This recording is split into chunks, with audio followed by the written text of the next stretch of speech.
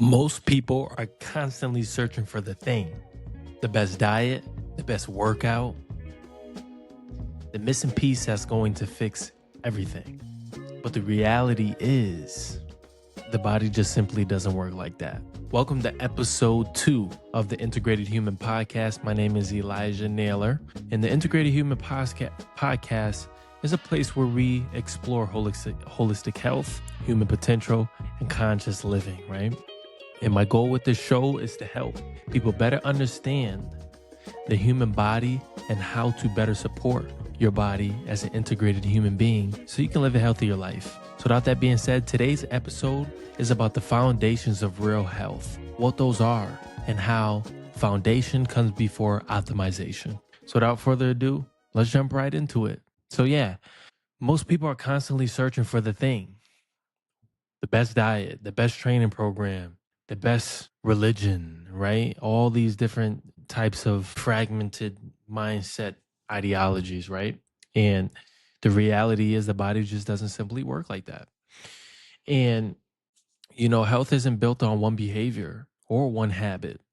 Health is simply the result of systems working together. And most of the confusion that people are dealing with is isolating what was never supposed to be isolated in the first place, isolating something that's integrated, isolating something that's system based, isolating something that is systematic, isolating something that is literally a spider web, right? When you touch a spider web, the whole web engorges onto you and clings, and you can't pick and choose how to take it off. It all comes off together. It all came on you together. So that's what health is. It's integrated. It's an integrated human. You're an integrated human. An integrated human is all the layers of what creates our human experience. It's not just nutrition. It's not just fitness. It's not just our spirituality. It's not just our mindset. It's all of these things creates health and vitality and well-being. So we're going to talk about the foundations, right? When you really break health down, it comes to these simple foundational pillars: nutrition, stress management, movement and exercise, hydration, sleep, sunlight, and many other things, right? These are just the core basics. And on the surface, everyone has heard these pillars before. Everyone knows about these things. It seems so simple. It seems like, is there something different and deeper that we can talk about, right? But the reality is, the issue isn't knowing the list of the foundational pillars. It's understanding how they all integratively interact with each other to create well-being. That's the key. Because the moment you try to separate one, all become compromised. So what's the problem? Fragmentation. The problem isn't that you're not trying, because most people are putting in the effort and most people are doing things right. But here's the problem. You're operating from an incomplete understanding of how the body works. You're fragmenting the body. You're picking and choosing, not intentionally, just ignorantly. You don't know, right? So with that being said, people tend to over-identify with one lane, such as nutrition. Food may be everything for you. Food is health. Food is wealth. Food is overall well-being. Some people is fitness and movement. Fitness is everything for you. Movement is the foundation. It means all things, right? Some people it's mindset. Your mind is the controller of everything. And some people is spirituality or something religious, where that is the basis of everything. But here's the truth. The truth is that all of these things that I just mentioned hold value, but none of them explain the full picture on their own. So what happens? You end up doing plenty of things right, but you still feel off. Why? Because your issue isn't the effort. It's your fragmentation. The body isn't separate parts. It's one integrated system.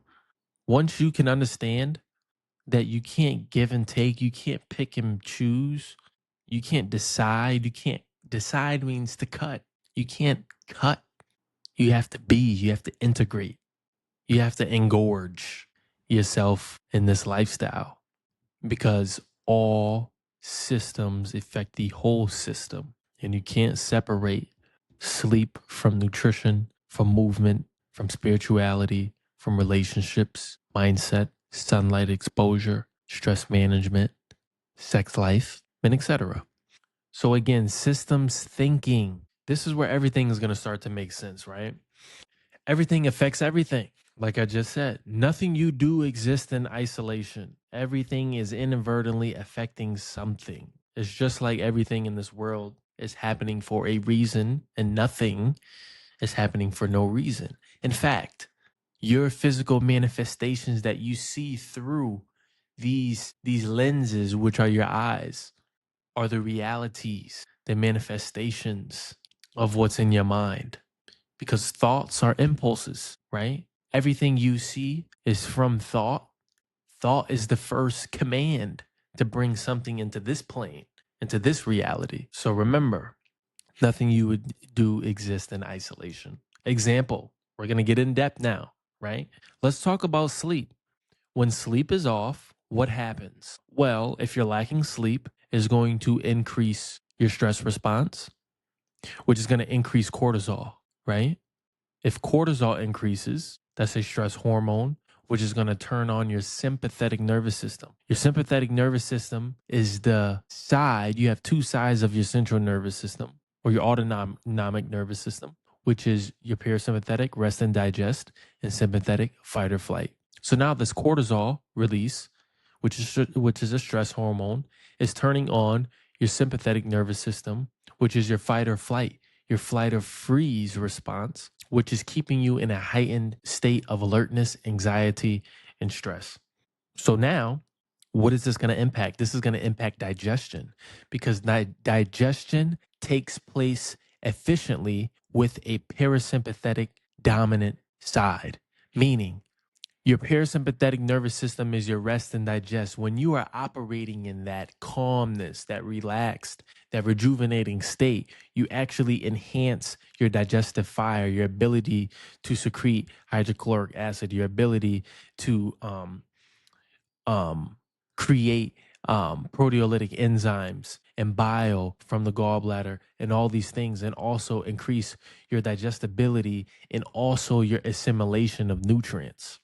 So when you're in a sympathetic dominant state, this actually suppresses the potency of your hydrochloric acid. It suppresses your ability to create digestive enzymes to break down your food. It suppresses your ability to even assimilate the food that you're eating. It suppresses the flow in which the food moves through your digestive system. And in fact, many people don't know that leaky gut is the number, or leaky gut's number one cause is from stress. Leaky gut is stress related. That's the most biggest factor in why we have so many leaky gut cases is due to stress.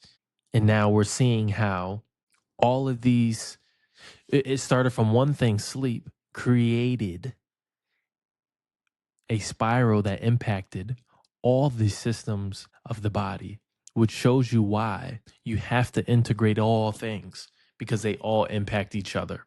So lacking sleep increases cortisol, turns on the sympathetic nervous system, which decreases your digestibility and assimilation of food, which creates nutritional deficiencies because you're not absorbing those minerals and vitamins, which is going to decrease your recovery if you're an athlete or someone who is in physical or partaking in physical activity, because now you're not extracting the nutrients for recovery, which is going to in turn impact your performance. So we just got through we went through a down spiral of 7 systems of the body just from sleep. Moving on.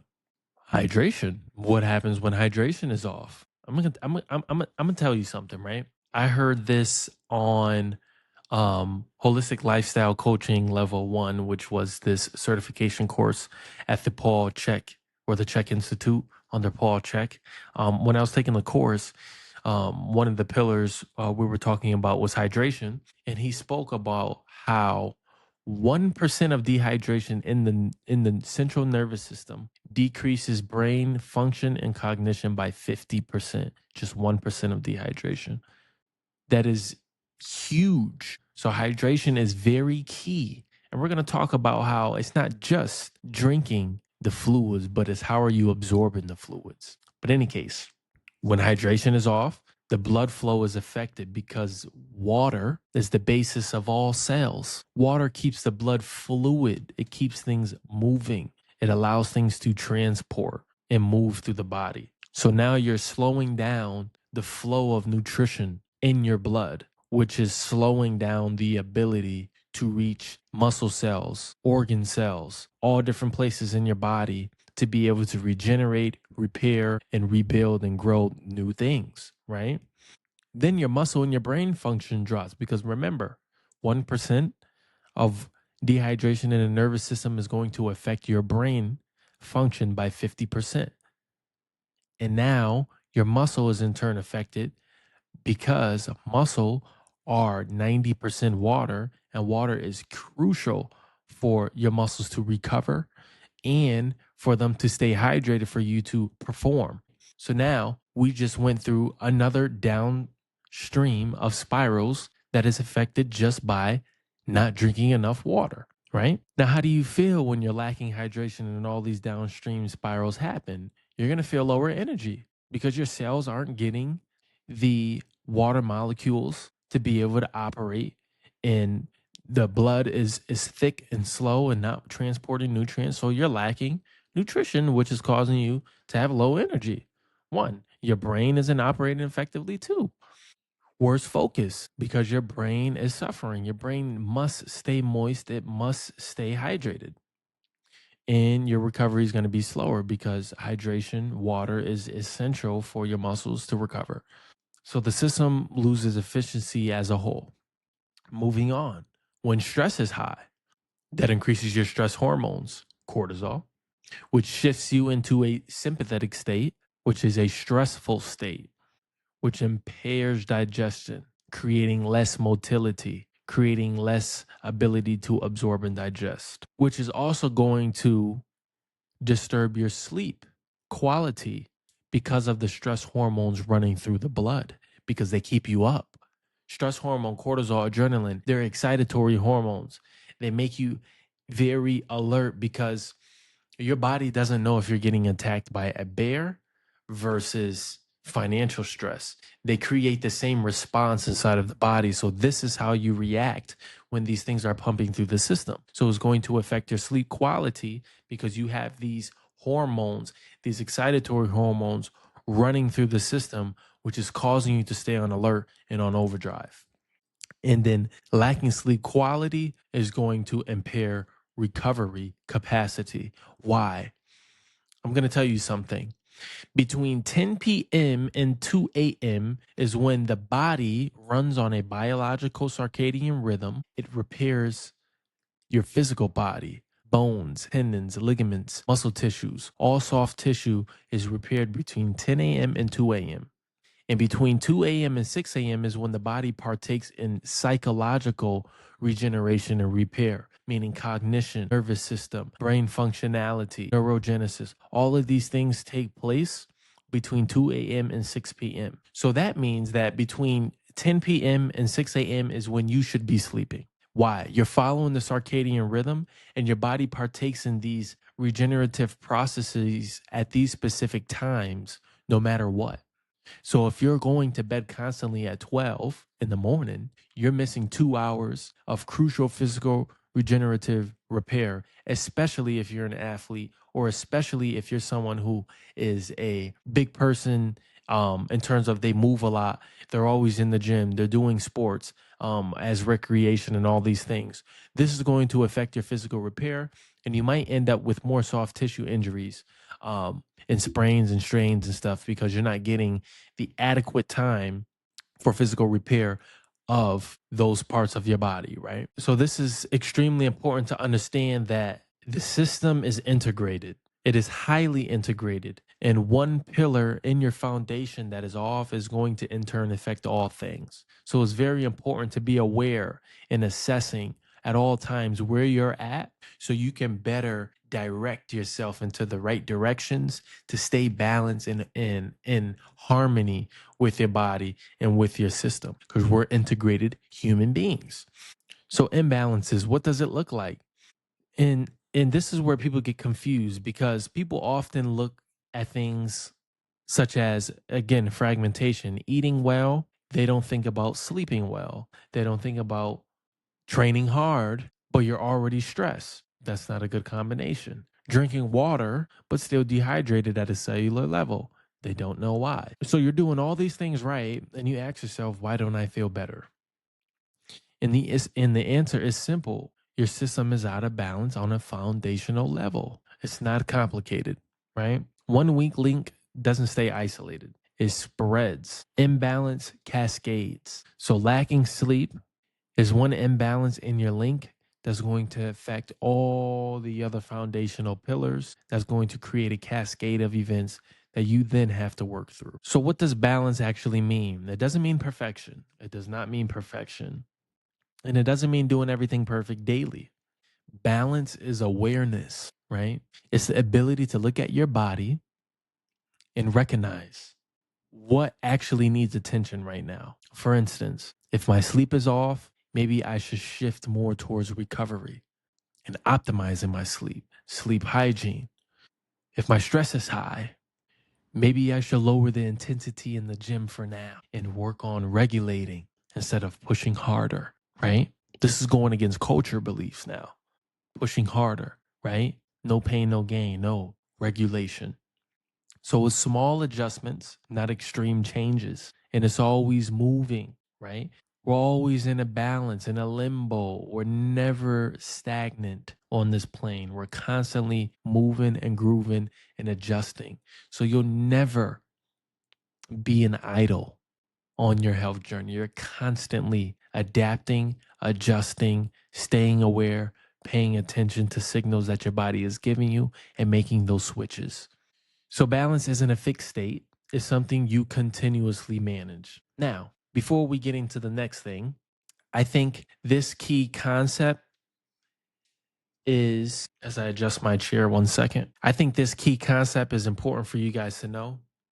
And it's the yin and the yang theory, right?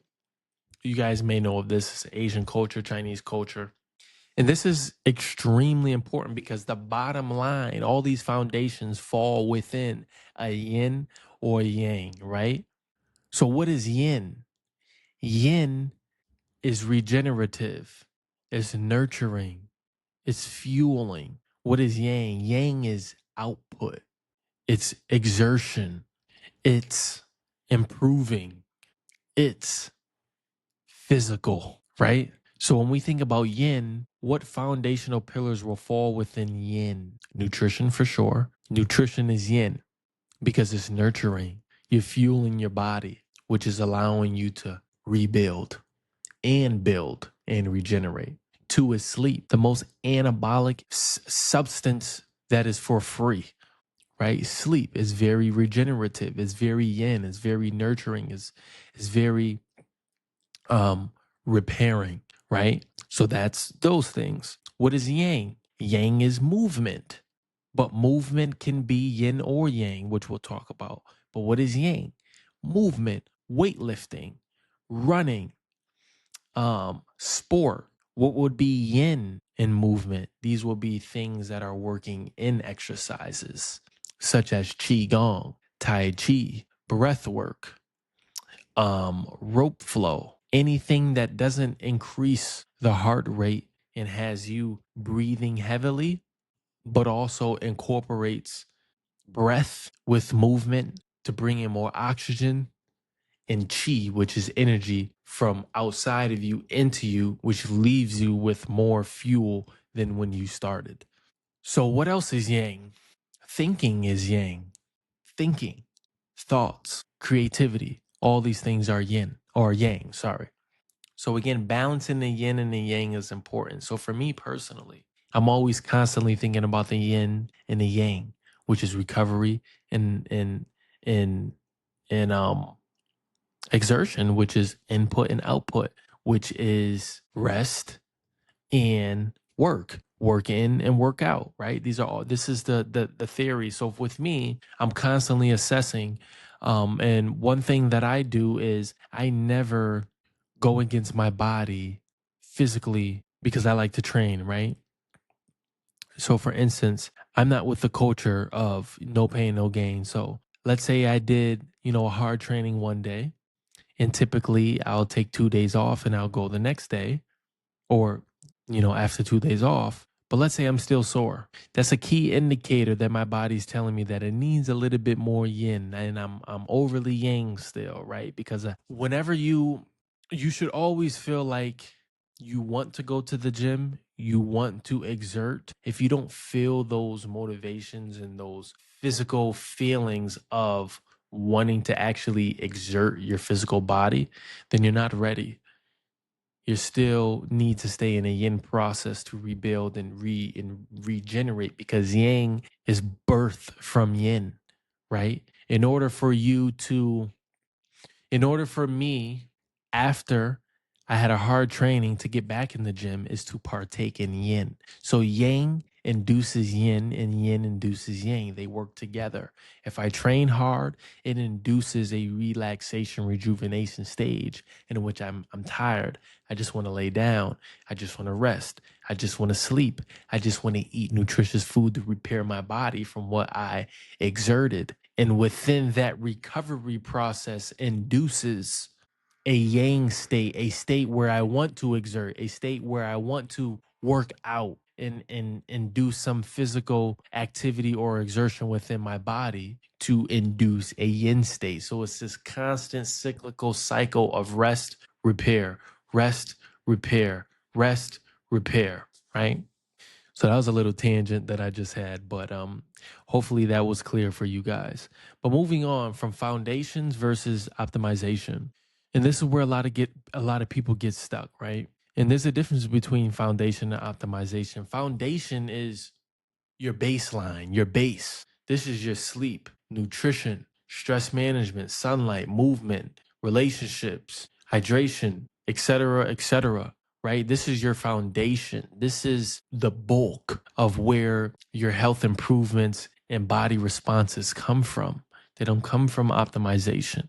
When you optimize your foundation, you then can go to the next level, which is optimization through supplements, biohacking techniques, advanced protocols, uh, cold water therapy, massage therapy, all these different kinds of things. But if you can't master and learn to read and balance your body homeostatically with your foundational pillars of health, then there's no need bringing in optimization, because 80% of the results that you will get in terms of how you feel, your output, what you do, what you think, how you recover, is coming from your foundational pillars. That other 20%, that optimization, that biohacking, supplements, advanced protocols, those things, it's just a little bit. It's just the icing on the cake.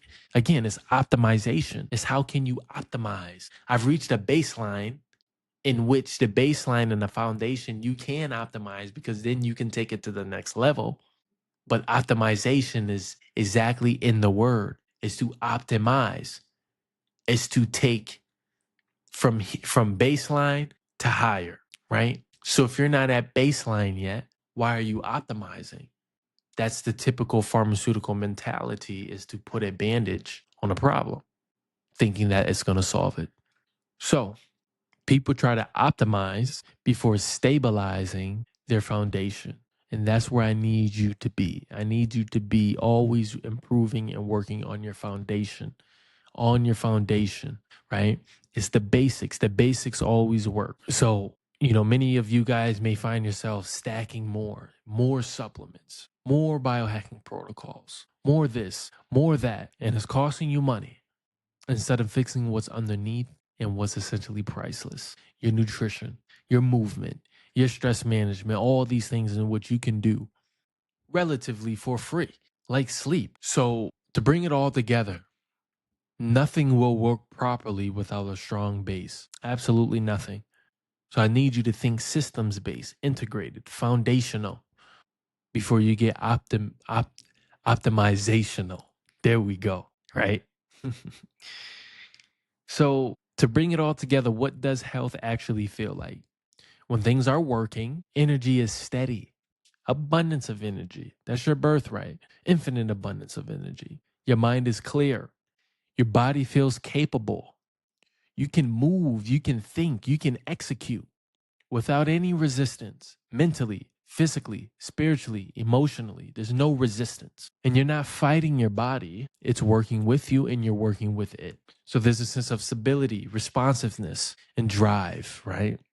So we're going to talk about my story and my shift, for me, my personal shift in understanding foundations before optimization, and understanding foundations for adequate healing, for understanding foundations for stability, for understanding foundations to never get sidetracked and lost with biohacks and advanced protocols and supplementation, understanding foundations to stay true to the roots of what creates health, right? So at one point, I thought health was mostly about nutrition. I thought nutrition was what created health. I thought nutrition meant a healthy person, and that simply wasn't the case. And that's what most people believe in their respected lanes and routes that they come into health and well-being in, whether it be through spirituality, whether it be through fitness, is we kind of have this connotation to take how we got there and put that on the pedestal as the basis of health. And that's furthest from the truth. It's just one aspect, one perspective, one layer as to what makes someone an integrated human being that creates well-being. So, I always thought if you ate healthy, you were healthy. If you ate healthy, nothing would happen to you, right? You're a completely healthy human being.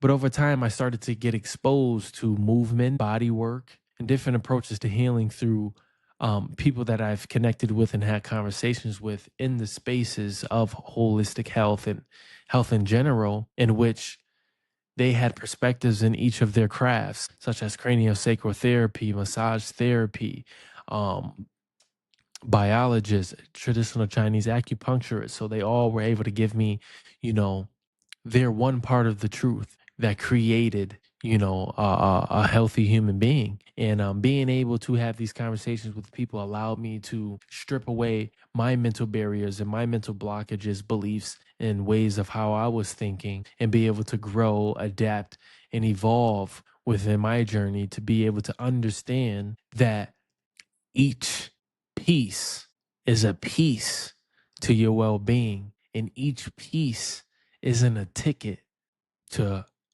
health and vitality. They all, each ticket integrated, worked, and utilized together create health and well being. So that's when I realized that health was deeper than nutrition, that health was deeper than fitness, that health was deeper than what I believed in my connection with source. Health was deeper than understanding that the mind was the root of all things, right?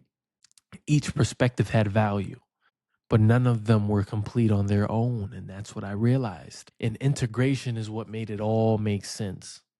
Was being able to have these conversations and connections with people in their respected fields and take a little piece of each one of their mentalities, put it into my framework and philosophy and integration, and reap the rewards and the benefits of the well-being and the feelings that I got and breeded from applying those things. So that being said, health isn't something you chase directly. It emerges when the foundations are supported and the systems are working together. When everything is aligned, the body does what it's designed to do. And from there, it's just small adjustments that keep you right there in that homeostatic range, that balance and that limbo. So without that being said, I hope you enjoyed this episode of the Integrated Human Podcast. If you'd like to connect with me outside the podcast, you can connect with me on all my social platforms: Instagram at Elijah Naylor Jr., TikTok at Elijah Naylor Jr., Facebook, same thing, YouTube at The Integrated Human. And you can just follow for more content where I talk about holistic health, human potential, human performance, and conscious living, right?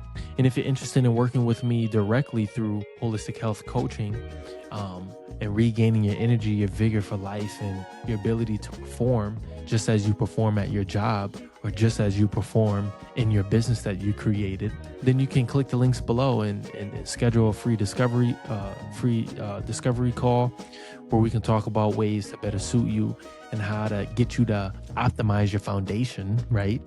And then after your foundation is adequately optimized, we can move to an optimization phase where we incorporate supplementation, advanced protocols, and biohacking techniques such as red light therapy, cold therapy, body work, all different kinds of things. But really, the bulk of my holistic health coaching is teaching you how to integrate your foundational pillars of health and how to really reap the rewards of actually applying those things as a system, right?